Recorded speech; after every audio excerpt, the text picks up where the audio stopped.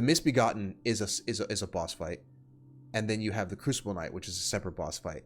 And for this instance, they just went, both of them. Hey, what's up, everyone? Welcome back to my channel. If you're new here, my name is Justin. You've seen the thumbnail, you've seen the title. We're going to be unpacking a video called How Elden Ring Ruined the Dark Souls Multi-Boss Fight. Okay, so this is by a YouTube channel called Nasu, and I think a couple days ago I did do a video from this same channel called The Problem with Souls-like. So I saw this in the recommended, so I wanted to jump into this and provide some commentary. I will also admit, as I get into this video, that Elden Ring to me is like peak of the mountaintop. I think it's as close as you're gonna get to perfecting the genre of the Souls-like game or the Souls games. So I'm curious, you know, how this is gonna go with regards to this person's opinion versus how I feel about Elden Ring. Let's jump into it. Fighting two bosses at once is nothing new to the Souls games. Father Ariandel and Sister Feet, Bell-End Gargoyles, Ornstein and Smegma, Ass Eaters. Every title in this series of games has featured a boss encounter where you have to juggle multiple enemies at once. To varying levels of success, a lot of these boss fights are talked about fondly, and some are even considered to be among the greatest boss fights ever made. And for good reason. From Software definitely has a knack for designing these kinds of boss fights, and over the years, they've had time to hone those skills. So, why aren't Elden Ring's multi-boss fights talked about in the same way? Well, first, it's important to understand what makes Souls boss fights great in the first place. Bosses reinforce the core gameplay loop that's at the heart of all of these games. When you walk through a fog door, you're met with an unfamiliar and seemingly insurmountable obstacle, and told, kill it. You try your luck and probably die. A lot. But not before getting a taste of what the boss is capable of. You respawn and try again, and again, and again, gaining a better understanding of the fight each time, of the attack patterns and how best to respond to them, of what skill or combination of skills the boss is testing, be it parrying, your awareness, DPS, or even your sanity. Oh man. Oh man. All right, I didn't know when I was going to jump in and provide some commentary as far as what this video is talking about. Dude, the Nightmare, who's this dude? I forget his name now. The Nightmare Mensis, what was his name? This guy drove me crazy when I fought him. And I mean, I'm on a tangent now, but like, it was the heart of the pandemic. Like, businesses were closed, schools were closed, like everything's closed down, and it's me in my apartment fighting this dude. I must have run around this boss room for like an hour trying to fight him, and I literally thought I was gonna go crazy. So it does test your sanity. I'll give it up. With each subsequent attempt, you're rewarded not by the boss being made weaker, but by you becoming stronger with all of the information and experience you've gained, unless you're fighting the bed of chaos. Your eventual victory is satisfying because it feels earned. What once seemed impossible, you managed to overcome, not by bashing your head into a wall until you did, but by learning and adapting. Now, let's add another boss into the arena. Where you once had to learn a single enemy's attacks before, you now have to master two enemies at the same time. This may seem like a cheap way to increase a fight's difficulty, but it doesn't quite work like that in practice. From Software doesn't design two separate bosses for their duo fights, but rather one boss that just happens to have two separate character models. Right, two separate character models. I think I paused it a tad bit early. But yeah, I would say that's the case. If you had to, oh man, can you imagine? I mean, if you've played Elden Ring, and even if you haven't, whatever, but you probably know about Melania, the Blade of Mikola. If you had to fight like Melania and any other boss, and they were just two of them at the same time doing whatever it is they do, like Melania and Radon, and they just, it was as they were, and you had to fight both of them, there's no shot you're gonna win. But as he just mentioned, you're fighting one boss that's just kind of like split into two parts as opposed to two separate bosses that are just like independently operating from each other. What the f does that mean? All right. Hear me out. I mean, I know what he meant, but I'm just gonna run it back in a second. One boss that just happens to have two separate character models. Yeah. What the f does that mean? All right. Hear me out. The past games follow a very distinct design philosophy in all of their multi-boss encounters. The two enemies don't function independently. When Dark Souls 1 throws another boss at you, the game accounts for that. The Bell Gargoyles are for all intents and purposes a single boss. Right. Literally so in the first half of the fight. You have to lower the first gargoyle to about half health before the second one spawns. And when it does, the first gargoyle begins to behave differently. Whenever one gargoyle is trying to brutally murder... Okay, and what's worth, and I'm on the lookout. I'm probably still gonna miss it, by the way, but I'm on the lookout for how he's gonna dissect and kind of like tear this apart when it comes to how Elden Ring ruined the Dark Souls multi-boss fight, because everything he just mentioned is exactly what happens in Elden Ring. So maybe it's less that Elden Ring ruined and just Elden Ring didn't evolve on like the mechanics and the gameplay philosophy behind what was already created in something like Dark Souls 1. You with its halberd. The other gargoyle enters a more passive state, in which it stands. I mean, there's a gargoyle in Elden Ring that does exactly this. Passivity, however, does not mean that you can entirely ignore it. During the second phase, the player has to be much more careful with their positioning so as not to back themselves into the fire-breathing gargoyle. Additionally, there's the constant threat of that gargoyle going on the offensive, so both bosses must be kept on screen so that you can properly respond to their aggression. The two remain in perfect synchrony with each other so that the player never gets completely overwhelmed.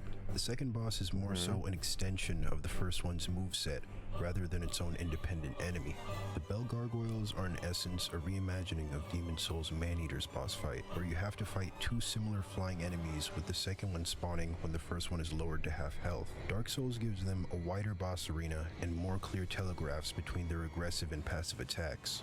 These changes emphasize the importance of two things: how the boss's attacks interact with each other and the arena that you fight them in.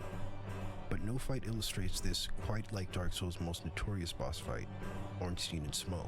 Smo is a fat, lumbering giant who can gap close, but takes a considerable amount of time to do it. Ornstein is a crack-addled blue hedgehog who can get on top of you faster than you can say, Marika's tits. It's fairly clear right away that Ornstein is the easier boss to focus down, since he's the one that's constantly in melee range. But what you do about the constant threat of Smo bonking you with his hammer?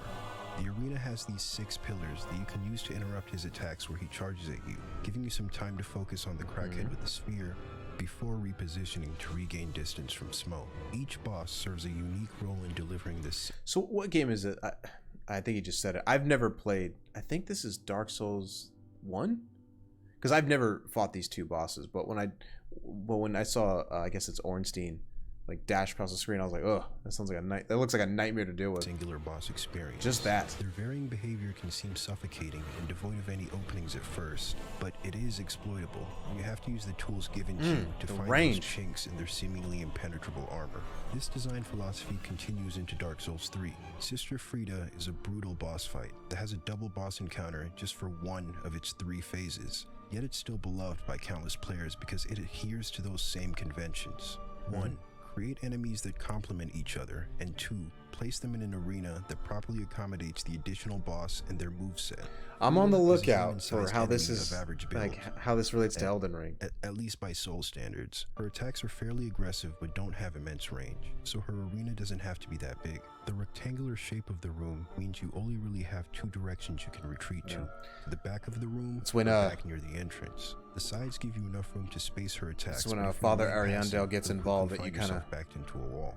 That you need the space. Safety is to get past the woman with the scythe trying to kill you. This creates a sense of tension that would be lost in a more circular arena. Now, let's add Papa Ariandel to the fight. He's a big boy. Takes his vitamins. I don't know what he's got in that bowl, but he's been eating good.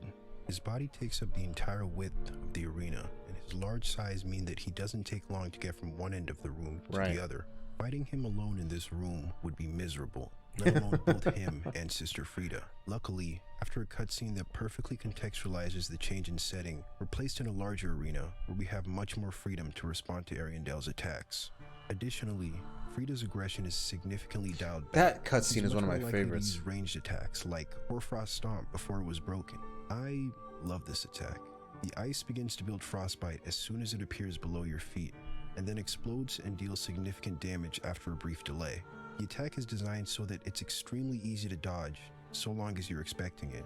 But if you ignore Frida and commit to just one too many hits on Ariandel, by the time you see the ice at your feet, you're locked into that animation and don't have enough time to dodge away. It adds complexity to the fight while still being incredibly fair and forgiving. Although the two have a shared health bar, meaning you can kill them by exclusively going for the bigger target, Frida can heal both of them, so she should always be kept close enough to where you can interrupt her heal, adding yet another layer of complexity that's deeper than just another enemy trying to kill you. I think when I fought her, I didn't even bother going for him. Unique to the fight. I don't fight remember. Two of the same enemy. The The second one is always I'm pretty doing sure I focus something fired her. different. Their complementary moves perform a delicate balancing act to create an experience that simply cannot be achieved with a single boss. So, how will does Elden Ring recreate Okay, here we go. I was wondering we were gonna get to it. How does this relate to Elden Ring? this magic? It doesn't. Mom, I want Ornstein and Smo. No, honey, we have Ornstein and Smo at home.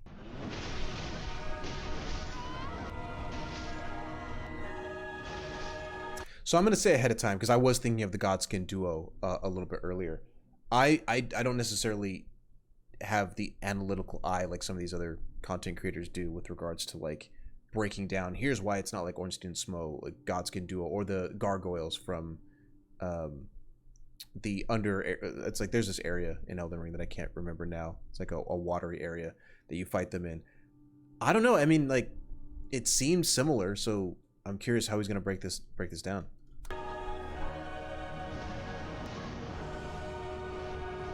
I mean, I wonder if he's gonna approach it like they are two independent enemies. Where before we had slow boss and fast boss, we now have Fast as fuck, boy. and Still fast as fuck, boy. just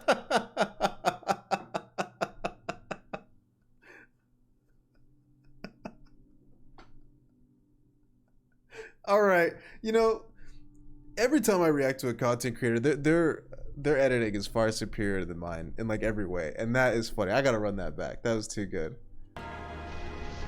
where before we had slow boss and fast boss, we now have Fast as fuck, boy. and Still fast as fuck, boy. Still, just to add insult to injury, it's the fat one that's actually faster. Let's start by looking at that. because first goal. Why he's a noble, man. You gotta know the lore, bro. The Godskin noble. clear that there's been some consideration in how the boss AI behaves in multi-boss fights. Some design choices are directly in opposition to this rule. In the Foreskin duo boss fight, both enemies blatantly read your inputs to throw a fireball the They moment do. you use an item. This fireball is their only ranged attack, so the more passive boss doesn't have many options besides constantly approaching you to get in on some of the action. I say passive with air quotes because there really is no such thing in Elden Ring. This problem is magnified greatly if you ever get both of them to half health. See, while they do share a health bar, they also have their own smaller health pools that determine when they phase. Additionally, if you kill one of them, instead of being rewarded with a now one-on-one fight, they just infinitely resummon each other until the main health bar is fully depleted. In both of their second phases, the aggression is taken up to 11, and they gain new attacks that vastly increase their range. Namely, the fat one's rolling attack. Right. This attack can be iframed with proper timing, but you'll have to do this multiple times per cast, and while this is happening, the skinny one isn't just sitting in the corner playing with himself. He's on that ass. Your second option The skinny one. Oh, it's funny. for responding to this attack is to hide behind these pillars, Right. like the ONS fight, but that's not entirely reliable, as sometimes the boss will just roll over or around the pillar anyways. Which brings us to the arena. The room is essentially a scaled down version of the ONS arena, and I can't for the life of me understand why they'd make it so much smaller, considering arena size and the player's ability to keep both enemies on screen are directly related. The Kill him. cramped quarters just further highlight how poorly the boss's movesets interact with each other. Rather than being complementary, boss attacks overlap in ways that don't account for the other enemy in the room. Each boss demands your full undivided attention and will punish you for giving it anything less. Sure, this fight can be trivialized with items that I didn't know. I want to comment on what he's saying. I didn't know that they infinitely respawn each other, because I mean, maybe I just wasn't quite paying attention, like I said, when I was playing Elden Ring. But I thought when I fought them, I guess I was just keeping them at around the same health, because I know when I fought them, both in the original game and then obviously more my first playthrough in the new game plus, when I beat one of them, I just immediately ran to the other guy. I hit him a handful of times and he died and the fight was over. And I'm not making it sound like it was easy. It was just that I didn't know that like one of them would resurrect the other guy. inflict sleep, but an option that almost entirely circumvents the fighting part of And it also sounds like, I know I'm pausing a lot, but it also sounds like maybe the concern or the complaint issue that this guy has with the boss fights in Elden Ring is that he was saying with Ornstein and Smo and maybe some older bosses that the bosses complemented each other, and like he put it, it's almost like having one boss that's kind of split into like two entities. So it's kind of like you're fighting one enemy just across two models, game models, right? Whereas it sounds like what he's saying from this boss fight in particular, at least the Godskin duo, is that they're almost like two separate bosses. It's like what I was saying earlier, where you have to fight like Millennium, Radon, or whatever, two separate bosses just at the same time. Fight doesn't excuse poor balancing. To continue the tradition of here they are, the gargoyles fights for the worse, we have Bell Gargoyles at home. Once again, it starts as a one-on-one fight until you lower the first gargoyle to half similar health, to what he was saying earlier, right? Shit falls apart. The two gargoyles alternate between one being passive and the other one being aggressive, right? Right? Well, like I said, the game's definition of passive is vastly different from the previous ones. The boss that takes the back seat is usually given a ranged attack with a clear telegraph so as not to overwhelm the player. Ranged? Check. Telegraphed? Fuck no. In Dark Souls 3's Demon Prince fight, the more passive demon has a ranged poison attack that creates a trail of mist that then explodes, dealing damage and creating... Alright, so I'm going to comment on this too. One of the things that I guess I'll interject with is, and this is just a difference of perspective, and opinion when it comes to these games. It sounds like, to reiterate, that his issue is that the bosses are functioning as two separate, like, NPC models, right? That are just fighting you at the same time, as opposed to complementary. Because the example he brought up is like, one enemy would be like breathing fire on you while the other one's kind of up in your face. So you kind of have to keep in mind the fire breathing enemy and then what this other one's doing. I don't know. Maybe he'll elaborate more. I'm going to try not to pause as much so he can get his points out. But it sounds like, to me, I like that in Elden Ring, because if it had just been what it had been in Dark Souls 3 with the demons, or I guess Dark Souls 1 with Ornstein and Smough, if it had just been that again, it's like some 10, 12 years later, you still want the mechanics to be the same after all that time. I mean, something had to change, and I kind of like the fact that it wasn't just the enemies are different. It's like they function differently as well. Poison buildup after a short delay. But again, I like that, and he might just have an issue with that. Which also gives a visual warning well before dealing damage. The Valiant Gargoyles also have a poison breath attack. It covers a massive portion of the ground, including behind them, and in addition to poison buildup, it deals damage on contact.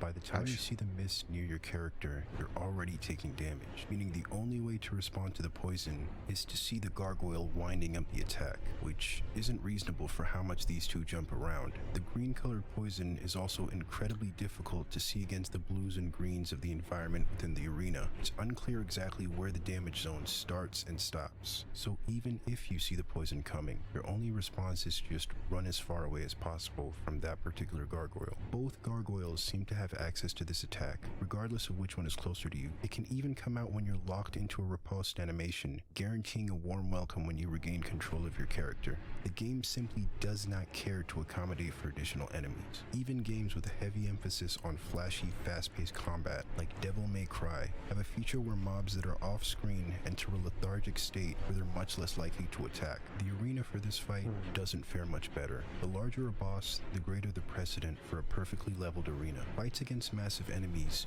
do not function on uneven ground. As an enemy's size increases, the zone from which you can execute a critical attack also seems to increase, but this area does not extend vertically. So if you break a gargoyle's stance on uneven ground, tough shit. For the most part, the arena is leveled. I don't know. I mean, not that he has to keep focused on, I mean, I certainly don't in my content, but not that he has to stay focused on his topic of how Elden Ring ruined the Dark Souls multi-boss fight. I mean, there's other bosses in Elden Ring that have that same problem that aren't multi-boss. Like the one outside the Beast Sanctum, I forget what it's called, but it's like the Black Blade Kindred. I think he has the same problem. There's a staircase right behind that dude. And if you stun him, it's the exact same problem as you're having with this gargoyle, because it's the same model.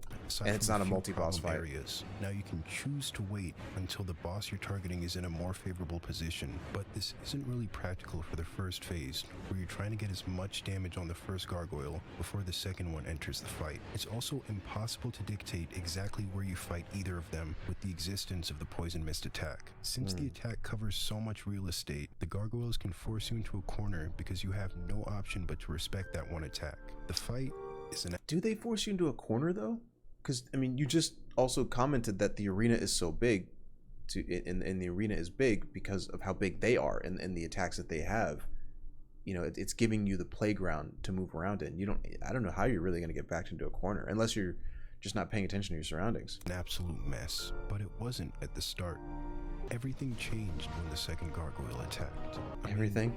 Fire Nation? In the first phase of the fight, I was gaming with a fat smile on my face and a wet spot in my trousers. The same goes for the singular version of either of the Godskins, the Crucible Knights, or even the Crystallians. These enemies work in isolation, because that's what they were designed to do. And that's exactly the crux of the problem. Multi-boss fights are something that have to be built from the ground up. From the very concept. So just to emphasize again, I would say this is the ultimate difference of opinion. And I might check out some comments depending on how long this video goes. I might check out some comments just to see what people say about this, because I understand where he's coming from, and I think obviously he's entitled to his opinion and how he wants this to work based on how the previous Dark Souls games had worked, or From Software games had worked. But I don't know. I mean, I think that was something that was kind of nice about Elden Ring, is that if you did have that experience from the previous games, some enemies and aspects of the game really kind of like shoved it in your face. That's kind of like the meme behind Margit, the Fell Omen, right? Is like the super long like wind up attack that he has. Is like if you had been coming from other games and been used to like certain dodge timings, this guy holding his moves and being the boss chick that he was at the beginning of the game. I mean, I can't speak for From Software and say this is what they did on purpose. But the thought was, listen, if you were coming from these other games, this guy's going to mess you up because he's designed to kind of also fight with that in mind. Of Sister Frida, Father Ariandel was a factor being considered in the design of her fight. Outside of the Demon Prince boss encounter, we never see the two demons as individual fights.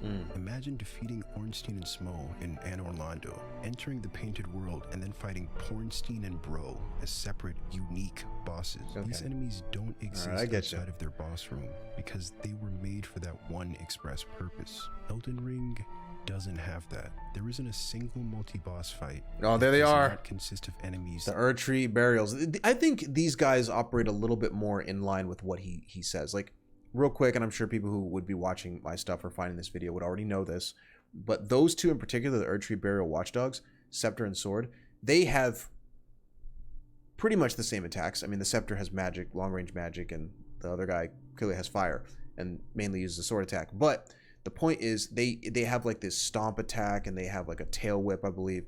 So, and they won't do their attacks at the same time. Like, I've never seen, and I fought these guys for hours on my first playthrough. There was never an instance that I saw where they did their attacks at the same time.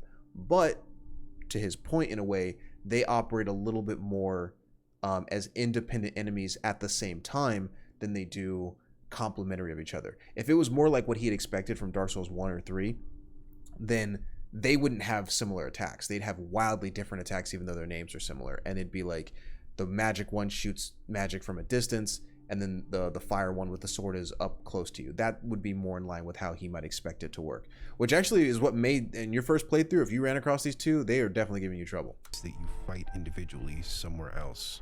Each and every one of them is existing content that has been repurposed and placed in a room with another piece of repurposed content with some minor tweaks added. The Crucible Knight's moveset wasn't designed around having a misbegotten in the same room. And look, correct. I have no issues with being resourceful, and with the immense scale of Elden Ring, it's absolutely necessary. But when it comes to something that From Software once created with such diligence and foresight, it seems obvious that this kind of approach just wouldn't work. My one major gripe with this game is that it's overly ambitious, and the boss quality is something that suffers greatly from this. Although I've thoroughly enjoyed the countless hours I've poured into this game, it's no masterpiece. I'm extremely happy for the boys at From for the commercial and See, I would call it a masterpiece. I think it's the best that they've done, and I think that this is it. Like I said, peak of the mountaintop.